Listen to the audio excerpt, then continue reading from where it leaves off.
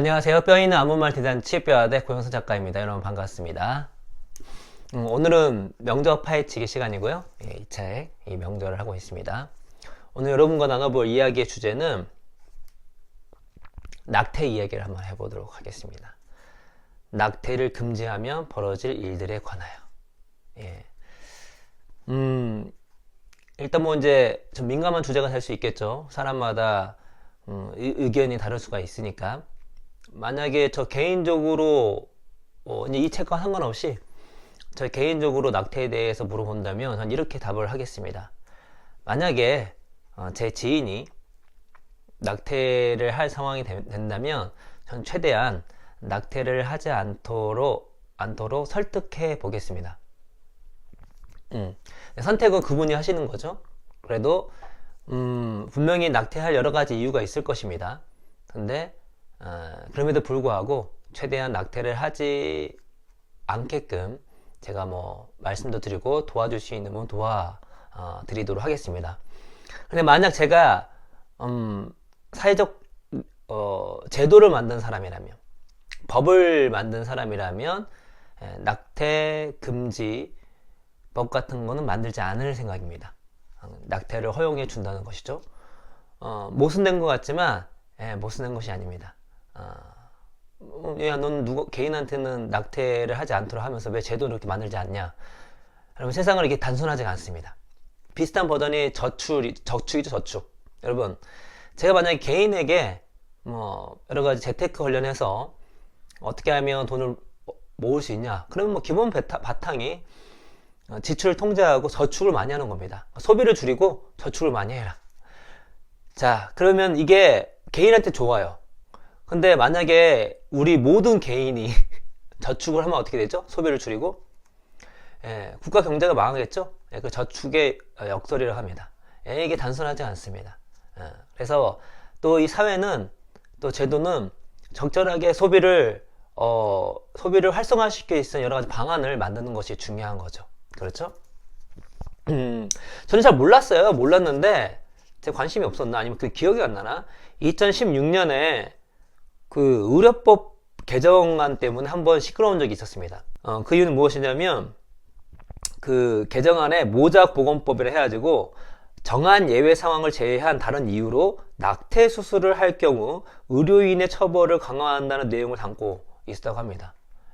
이게 2016년에 이런 게 나왔다는 게 좀 신기하네요. 우리나라에서.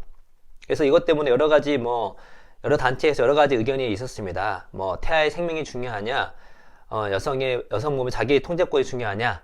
근데 여러분, 이런 프레임이 얼마나 잘못되는 것도 뒷부분 말씀을 드릴 겁니다. 보통 이렇게 하잖아요. 낙태를 하냐 안 하냐를 태아의 생명 대 뭐죠?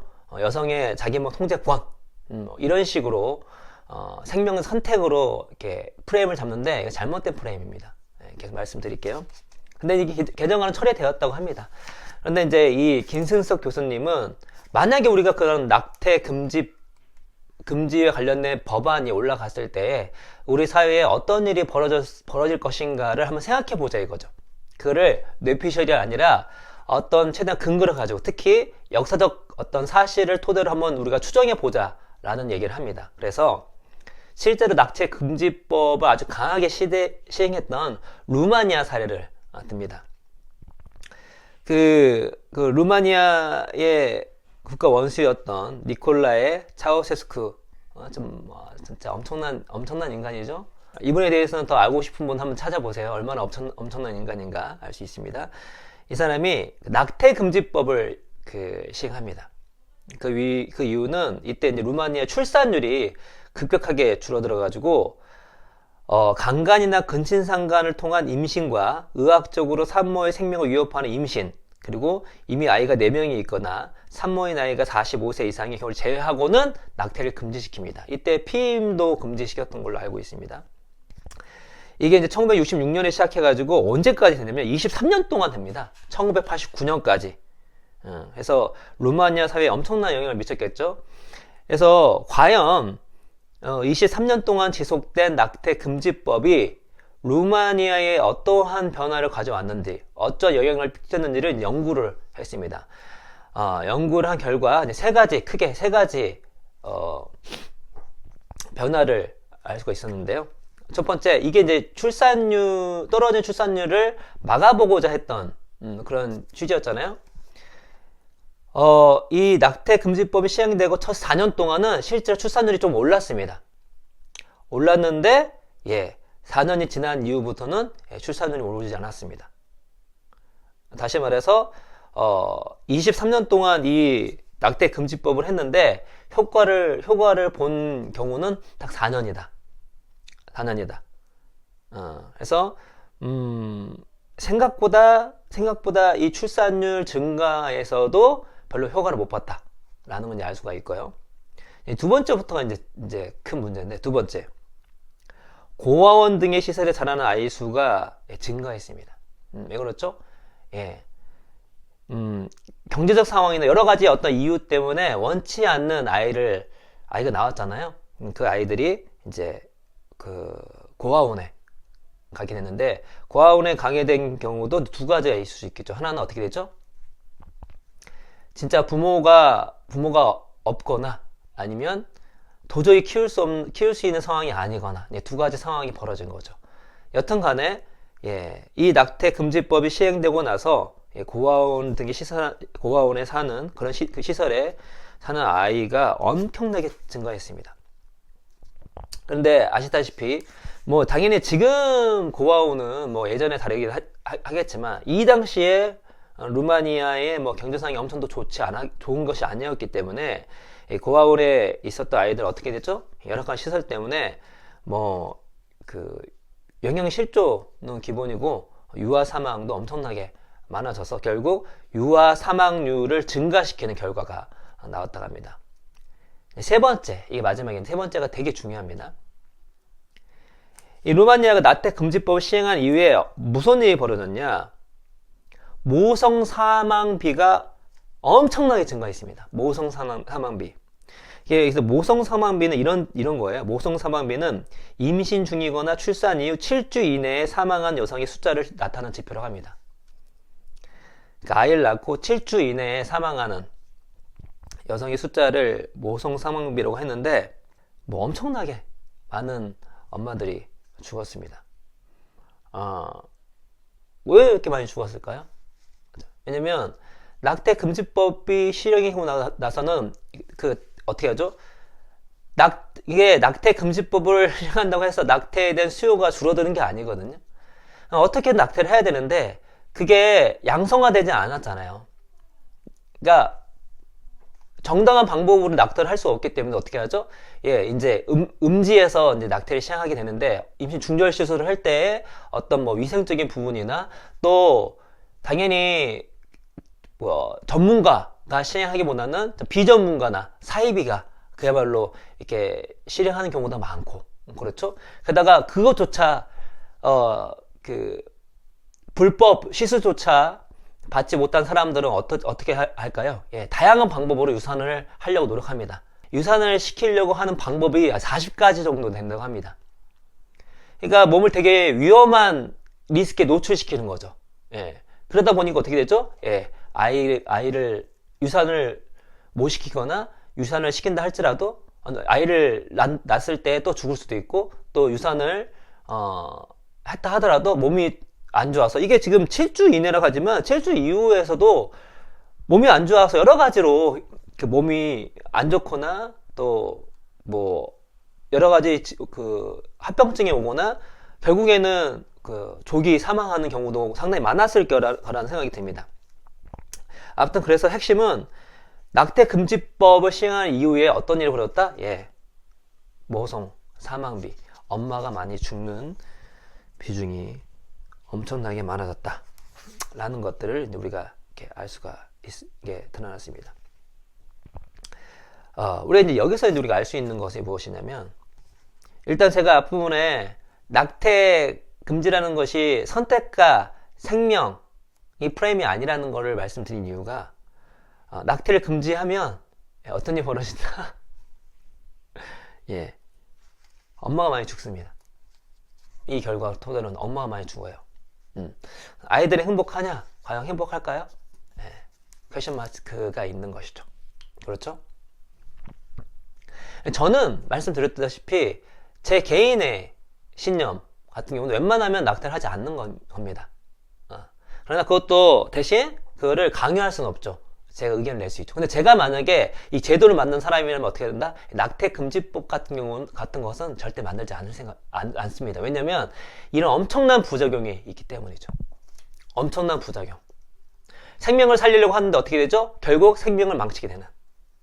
그래서 저희가 그 1초일장에서 얘기했던 시스템적 사고가 중요합니다. 세상은요, 단순하지가 않습니다. 우리가 생각하는 것보다 더 복잡합니다. 눈앞에 보여서 이걸 하면 될 것 같죠? 그렇지가 않아요. 예. 여러분, 지옥으로 가는 길은 선의로 포장되어 있다 이런 말도 있죠? 되게 선의인 것처럼 보이지만 결국은 우리의 무지 때문에 그 선의가 지옥으로 가는 길이 될 수가 있습니다. 그래서 우리가 공부를 많이 해야 돼요. 그리고 토론도 많이 해야 되고 더 넓게 봐야 합니다. 그렇죠? 그래서 당연히 우리나라에서는 다시 이런 일이 지금 이런 개정안이 다시 나올 것 같지는 않습니다. 않습니다만 우리가 갖고 있는, 그러니까 낙태하면 그냥 아이의 어떤 생명과 그냥 어떤 부모의 이기적인 선택, 자신의 어떤 선택, 이런 프레임으로 놓고지만 실제 그렇지 않다는 거. 않다는 거. 왜냐면 기본적으로 그거를 제한한다고 해서 수요가 줄어들지 않습니다. 이거는 국가 경책이 되게 중요해요. 뭔가를 제한하면 수요가 줄어들 것 같죠? 안 그런 경우가 되게 많습니다. 그래서 그거를 억누른 나머지 두 가지죠. 풍선 효과가 나타나거나 억눌러서 나중에 이게 좀만 더 규제가 풀었을 경우에 그전에 억눌던 수요가 폭발을 한다든가 아니면 음성화가 됩니다. 음성화가 되면 어떻게 되죠? 예, 더 그걸 할 때 비용도 올라갈 뿐만 아니라 여러 가지 안 좋은 부작용이 나오는 거죠. 루마니아 상황을 통해서 알 수 있는 거는 우리가 생명을 더 많이 탄생하기 위해서 했던 낙태 금지법이 어떤 일이 벌어졌다? 예, 더 생명을 죽이게 되는, 그리고 상황을 더 악화시키는 상황이 벌어졌습니다. 그래서 실제로 낙태 금지법이 이제 폐쇄되고 나서 그 모성 사망비가 급격하게 줄어듭니다. 그 근거는 그걸 통해서 우리 알 수가 있는 거죠. 낙태 금지법 자체가 모성 사망비, 엄마가 죽는데 아주 근본적인 원인이었다라는 것들을 우리가 알 수가 있는 것이죠. 그래서 모르겠어요. 다른 데는 모르겠지만 우리 뼈아대 우리 시청자 여러분께서는 세상은 단순하지 않고 우리가 정말 공부를 많이 해야 되고, 그리고 어떤 개인의 신념이나 개인의 감정으로 이 사회가 시스템이 돌아갔을 경우에 진짜 망할 수 있다는 거, 그런 것들을 우리 알았으면 좋겠습니다. 그래서 여러분이 어떤 그런 제도를 만들거나 자그만 단체라도, 여러분 가정도 내가 가장이라면, 내가 엄마라면 룰을 만들 수가 있잖아요. 그러니까 아는 작은 조직이라도 내가 룰을 만들 수 있다면 내 신념이나 내 생각을 정말 고문관처럼 그 제도 속에, 그 조직 속에, 그 공동체 속에 때려 박는 것이 아니라 그러한 정책들이 이 시스템 안에서 어떻게 작동할 것인가에 대해서 고민하고 공부를 해야 됩니다. 그것이 진정한 리더예요. 또 그렇게 생각하는 사람을 뽑을 수 있는 사람들이 진짜 교양 있는 시민입니다. 자기가 그냥 단순하게 생각하는 사람들을, 그 얘기를 하는 사람을 지지하는 것이 중요한 것이 아니라 실제로 이렇게 자기의 신념의 생각과 그걸 넘어서 이 세상이 돌아가는 것이 어떻게 돌아가는지를 이해하고 최대한 그 정책이, 시행이 많은 사람에게 이익이 가고, 특별히 어떤 사회 시스템이나 그러니까 특별히 어떤 세상의 어려움이나 변수나 경제 위기랄지 혹은 어떤 재난이랄지 그런 어려움이 닥쳤을 때에 피해 볼 수 있는 그 피해에 가장 노출될 수 있는 사람들을 보호할 수 있는, 왜냐면 다른 사람들이 피해를 보지만 이걸 극복할 수 있지만 어떤 사람들은 극복조차 못하는 사람들이 있거든요. 그런 사람들을 보호할 수 있도록 볼 수 있는 그 필요한 사람을 지지해 줄 필요가 있습니다. 그렇죠? 그렇게 됐을 경우에 우리가 당연히 모든 사람에게 플러스가 되는 정책은 있을 수 없겠지만 많은 사람에게 도움을 주고, 특별히 약하고 피해에 큰 노출이 있고 다시 복구할 수 없는 사람들을 보호할 수 있는 그러한 제도들이, 그러한 법들이 우리 사회 속에서 만들어질 수 있을 거라는 생각이 됩니다. 그래서 우리가 이렇게 시스템적 사고를 키울 수 있고 좀 더 넓고 때로는 나의 신념과 생각을 이 시스템 돌아가는 그 상황과 대치된다면 내가 그걸 바꿀 수도 있는 그러한 여러분이 됐으면 좋겠습니다. 오늘 이야기는 이것으로써 마치도록 하겠습니다. 여러분 감사합니다.